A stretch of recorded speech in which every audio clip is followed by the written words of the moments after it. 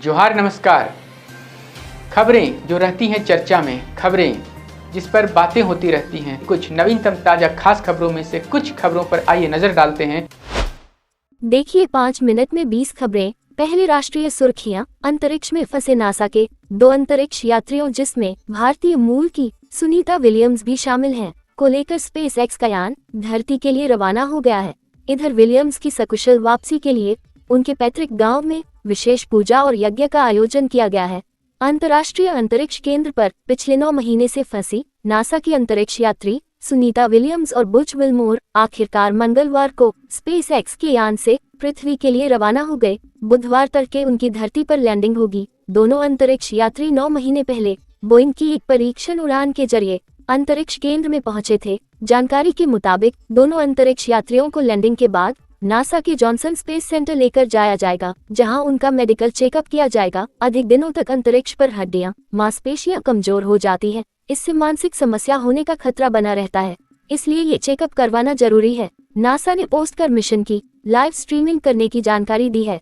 इस बीच प्रधानमंत्री नरेंद्र मोदी ने सुनीता को पत्र लिखकर भारत आने का न्योता दिया है। 82 के अमिताभ बच्चन ने सिर्फ 52 हफ्ते में कमाए 350 करोड़, चुकाया शाहरुख खान से भी ज्यादा टैक्स। कौन बनेगा करोड़पति केबीसी के नाम से टीवी क्विज शो की मेजबानी करने वाले बॉलीवुड के बादशाह और सदी के महानायक अमिताभ बच्चन ने एक साल में अरबों रुपए की आमदनी की है। बॉलीवुड के शहंशाह अमिताभ बच्चन ने करीब 350 करोड़ रुपए की कमाई की है। इजरायल ने गाजा में भीषण हमले किए, जिनमें 30 लोग मारे गए। हमास और इजरायल के बीच युद्ध विराम पर असहमति बनी हुई है, जिससे हिंसा बढ़ने की आशंका है। बलूच लिबरेशन आर्मी ने बलूचिस्तान के नौशकी में पाकिस्तानी सेना के काफिले पर हमला किया और वीडियो जारी किया। BLA ने 90 सैनिकों के मारे जाने का दावा किया है। अमेरिकी राष्ट्रपति ट्रंप ने हूती विद्रोहियों पर बड़ा सैन्य हमला शुरू किया, चेतावनी दी, हमले नहीं रुके तो अंजाम भयंकर होगा। ईरान को भी समर्थन बंद करने की सख्त हिदायत दी। इजरायल में गाजा स्थित हमास के ठिकानों पर ताबड़तोड़ बमबारी की है। इस हमले में 400 से ज्यादा नागरिकों के मारे जाने की खबर है। इजरायली हमले के बाद हमास की ओर से इजरायल को बड़ी चेतावनी दी गई है। भारत ने पाकिस्तान को कड़ी चेतावनी दी है, कहा अवैध या जबरन कब्जे वाले भारतीय क्षेत्र को जल्द खाली करें। पाकिस्तान से भारत आकर सचिन मीना से शादी करने वाली सीमा हैदर एक बार फिर चर्चा में है। ग्रेटर नोएडा के एस अस्पताल में मंगलवार को सीमा हैदर ने एक बच्ची को जन्म दिया। जानकारी के मुताबिक सीमा ने सुबह करीब 4 बजे एक स्वस्थ बच्ची को जन्म दिया और माँ बेटी दोनों ही पूरी तरह से स्वस्थ हैं। महाराष्ट्र में औरंगजेब विवाद ने हिंसा का रूप ले लिया है। नागपुर में भारी हिंसा के बाद मंगलवार को पुलिस ने पूरे इलाके में फ्लैग मार्च किया। पुलिस हिंसा के पीछे साजिश को लेकर भी जांच करेगी। बीजेपी ने हिंसा के पीछे साजिश की आशंका व्यक्त की है। इधर नागपुर हिंसा के लिए विपक्ष ने बीजेपी को जिम्मेदार ठहराया है। रेलवे नेटवर्क का 97% ट्रैक का हो चुका है बिजलीकरण। रेल मंत्री ने कहा कि पिछले 10 साल में 34,000 किलोमीटर नए रेलवे ट्रैक बिछाया गया है और यह जर्मनी के रेल नेटवर्क से अधिक है। वहीं पुराने ट्रैक की जगह 50,000 किलोमीटर नई ट्रैक को बिछाया गया है। रेलवे के आधुनिकीकरण का काम तेजी से चल रहा है। जमीन के फर्जी दलालों ने पटना में पिस्टल का भय दिखाकर 1 करोड़ लेकर फरार हो गए। पटना में इस प्रकार की ये पहली घटना है जब अपराधी जमीन कारोबारी बनकर लूट की घटना को अंजाम दिया है। दरअसल ये पूरा मामला अशोकनगर में जमीन की रजिस्ट्री से जुड़ा है। अपराधियों ने एक फर्जी जमीन की बिक्री प्रलोभन देकर रविशंकर, राजू और मुकेश को पैसा लेकर पटना बुलाया। ये तीनों जब पैसा लेकर पटना पहुंचे तो पहले से घात लगाए बैठे जमीन के फर्जी दलालों ने पिस्टल का भय दिखाकर उनसे पैसा लूटकर फरार हो गए। कांग्रेस ने बिहार में प्रदेश अध्यक्ष बदलकर साफ कर दिया है कि कांग्रेस बिहार में अब अपनी पुरानी जमीन को तलाशने के लिए पहल शुरू कर दी है। कांग्रेस के इस फैसले के बाद बिहार में आरजेडी और कांग्रेस के बीच दूरी बढ़ सकती है। अब खबरें झारखंड की। पीएम नरेंद्र मोदी से मिले झारखंड के राज्यपाल संतोष गंगवार। विकास और विधि व्यवस्था पर हुई चर्चा। राज्यपाल संतोष कुमार गंगवार ने नई दिल्ली स्थित पीएम आवास में प्रधानमंत्री नरेंद्र मोदी से शिष्टाचार मुलाकात की। इस दौरान राज्यपाल ने पीएम मोदी को राजभवन पत्रिका की एक प्रति भेंट की। सदन में मंगलवार को विभिन्न शिक्षण संस्थानों को केंद्रीय एजेंसी AICTE व UGC से वर्षों से मान्यता नहीं मिलने का मामला उठा। चर्चा के दौरान मुख्यमंत्री हेमंत सोरेन ने कहा कि मैं सदन में एक सुझाव रखना चाहता हूं। राज्य में इंडिया गठबंधन की सरकार है और केंद्र में विपक्ष की सरकार है। आने वाली पीढ़ी के भविष्य की बात है। कहीं न कहीं विपक्ष की भी जवाबदेही है कि राज्य के शिक्षण संस्थानों को केंद्रीय एजेंसी से मान्यता मिले। नेता प्रतिपक्ष बाबूलाल मरांडी ने इसे केंद्र पर थोपना सही नहीं कहा।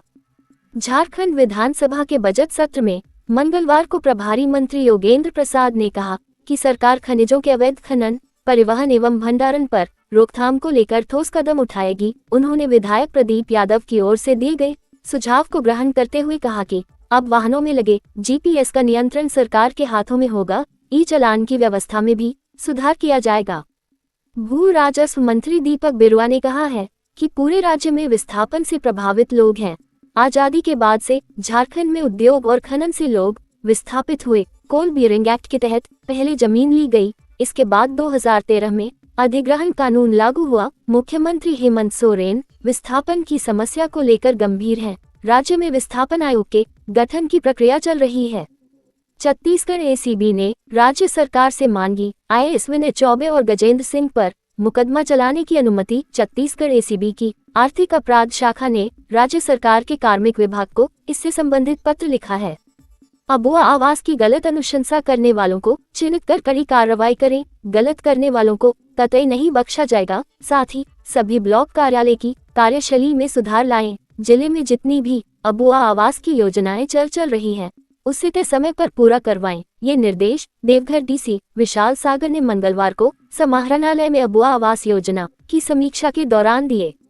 राज्य में कई जिलों में मैया सम्मान योजना की लाभुक महिलाओं व युवतियों की इन दिनों परेशानी बढ़ी हुई है। परेशानी बढ़ने का मुख्य कारण ये है कि कई जिले की हजारों महिलाओं व युवतियों का अभी तक जनवरी, फरवरी व मार्च माह का पैसा नहीं मिला है, जिससे वे कभी प्रखंड कार्यालय तो बैंक का चक्कर लगाने को विवश हैं। गुमला जिला सामाजिक सुरक्षा कोषांग पदाधिकारी ललन कुमार रजक से पूछे जाने पर उन्होंने बताया कि जिले के अधिकांश लाभुकों को डीबीटी के माध्यम से बैंक खाता में योजना का पैसा उपलब्ध करा दिया गया है, जबकि शेष लाभुकों को योजना का पैसा देने की प्रक्रिया चल रही है। आज रांची के होटल केन में झारखंड मुक्ति मोर्चा रांची जिला पूर्व अल्पसंख्यक अध्यक्ष मो फरीद खान के द्वारा आयोजित दावते इफ्तार पार्टी में मंत्री हफीजुल हसन अंसारी शामिल हुए और समस्त राज्यवासियों की अच्छी सेहत तथा अमन चैन के लिए दुआ मांगी। इस दावते इफ्तार में झामुमो केंद्रीय प्रवक्ता सुप्रियो भट्टाचार्य, साथ ही मंत्री डॉक्टर इरफान अंसारी सहित अन्य लोग शामिल हुए। रांची के खेलगांव हाउसिंग कॉम्प्लेक्स के 8वें तल्ले से गिरकर लेफ्टिनेंट कर्नल दिवाकर कुमार उम्र 49 वर्ष की मौत हो गई। हाउसिंग कॉम्प्लेक्स परिसर से मंगलवार की सुबह उनका शव बरामद किया गया। जगत गुरु शंकराचार्य स्वामी सदानंद सरस्वती जी महाराज 3 दिवसीय दौरे के क्रम में रोरकेला से सड़क मार्ग से बिरसा चौक पहुंचे। हरमू बाईपास रोड होते अग्रसेन भवन पहुंचे। झारखंड में 22 मार्च से लगातार 4 दिन बंद रहेंगे बैंक। बंद के दौरान राज्य में 20,000 करोड़ का कारोबार प्रभावित होगा। निजीकरण के विरोध में हड़ताल पर जाएंगे बैंकों के कर्मचारी। राज्य में कार्यरत 12 सरकारी बैंकों के साथ ही ग्रामीण बैंक के सभी अधिकारी और कर्मचारी राष्ट्रव्यापी हड़ताल में शामिल होंगे। पर्यावरण विशेषज्ञ की माने तो प्लास्टिक कचरे के जमीन में दबने की वजह से वर्षा जल का भूमि में संचरण नहीं हो पाता है। नतीजा ये होता है कि भूजल स्तर गिरने लगता है। राजधानी रांची में पॉलीथीन पर प्रतिबंध बेसर धड़ल्ले से हो रहा इस्तेमाल। बाजार में घूम घूम कर सब्जी और फल दुकानदारों को पॉलीथीन पहुंचाया जाता है, इसके बावजूद नहीं की जाती है कार्रवाई। होली के दिन गिरिडीह में हुई घटना पर मंत्री सुदिव्य सोनू ने कहा कि ये घटना दुर्भाग्यपूर्ण है। जिला प्रशासन इसके कारणों की पड़ताल में जुटा है। ये घटना देश में चल रहे भड़काऊ बयानबाजी का परिणाम है। प्रशासन की सक्रियता के कारण शांतिपूर्वक माहौल बना हुआ है। घटना पर पूर्व मुख्यमंत्री रघुवर दास के बयान पर मंत्री सुदिव्य सोनू ने कहा कि वह राजनीति रोटियां सेंकने गए थे। उन्होंने एकतरफा बयान दिया।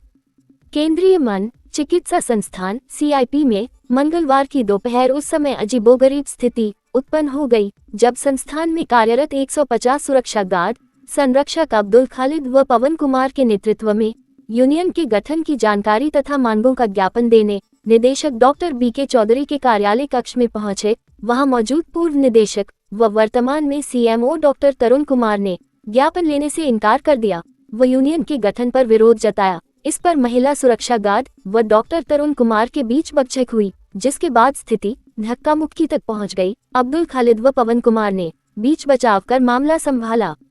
प्रवर्तन निदेशालय ईडी ने पूर्व ग्रामीण विकास मंत्री आलमगीर आलम के खिलाफ योजनाओं में कमीशन की राशि में हिस्सा लेने के आरोप में मुकदमा चलाने की अनुमति राज्य सरकार से मांगी है। इसके लिए ईडी ने राज्य सरकार को पत्राचार किया है। कोयला कारोबारी विपिन मिश्रा को शूट करने के वास्ते बिहार के बक्सर से 2 शूटर अविनाश ठाकुर और शोभित सिंह को बुलाया गया था। वारदात को अंजाम देने के लिए 2 लाख कैश और ऑस्ट्रिया में 2 पिस्टल अमन साहू अब मृत के हुक्म पर आकाश रॉय उर्फ मोनू ने उपलब्ध करवाया था। विपिन मिश्रा पर फायरिंग करने से पहले उनकी रेकी की गई थी। वहीं मौका मिलते ही गुजरे 7 मार्च को कांड को अंजाम दिया गया था। फायरिंग में विपिन मिश्रा और उनका ड्राइवर बेतरल जख्मी हो गए थे। दोनों को इलाज के लिए मेडिका अस्पताल में भर्ती कराया गया था।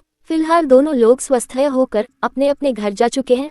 इस बात का खुलासा डीआईजी सहरांची पुलिस कप्तान चंदन कुमार सिन्हा ने किया। गिरफ्तार अपराधियों में प्रेम प्रकाश पांडेय, रहमान अंसारी, कारण कुमार उरांव उर्फ मोटू, अविनाश कुमार ठाकुर उर्फ सिल्लू, शोभित सिंह उर्फ मकसूदन और विशाल मुंडा शामिल है। रांची जिले के तमाड़ प्रखंड में एसीबी एंटी करप्शन ब्यूरो की टीम ने मंगलवार को बड़ी कार्रवाई की है। बीएसओ प्रखंड आपूर्ति पदाधिकारी अभिजीत चेल को 10,000 रुपए रिश्वत लेते एसीबी ने रंगे हाथ गिरफ्तार कर लिया है।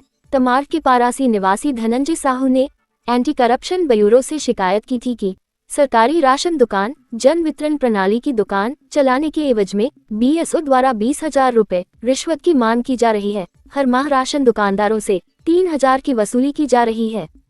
राजद नेता समूह एवं यादव समाज के एक प्रतिनिधिमंडल ने सोमवार को नामकुम खटाल जाकर वहां के लोगों से मुलाकात कर वस्तुस्थिति का जायजा लिया। मुलाकात के दौरान वार्ता में खटाल के यादव परिवार के तमाम लोगों ने प्रशासन के रवैया पर रोष व्यक्त किया।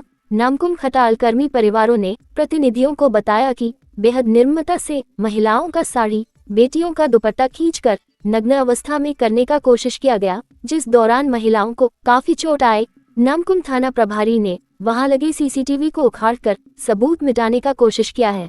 लोगों ने कहा कि खटाल में आकर नामकुम थाना प्रभारी और डीएसपी ने पुलिस समूह के साथ बेरहमी से उपस्थित सभी लोगों पर मारपीट किए और महिलाओं का बाल खींचकर ले जाने लगे और एक तरफा कार्रवाई के तहत जोरार बस्ती वाले की ओर से प्राथमिकी दर्ज किया। ज्ञात हो विगत दिनों जोरार बस्ती के शराब दुकान के पास शराब पिलाने को लेकर बड़े विवाद में हिंसक झड़प में एक युवक सोनू मुंडा की मौत हो गई थी। तो कैसी लगी आपको हमारी ये खबर, ये हमें कमेंट बॉक्स में लिखकर ज़रूर से बताएं और ऐसे ही नवीनतम ताज़ा अपडेट्स, खास खबरों से रूबरू बने रहने के लिए बने रहें हमारे संग। कैमरा के पीछे से मेरा सहयोग कर रहे अजय महतो, आनंद चौहान और युगल किशोर भगत के साथ मैं यजत पिंटू रांची।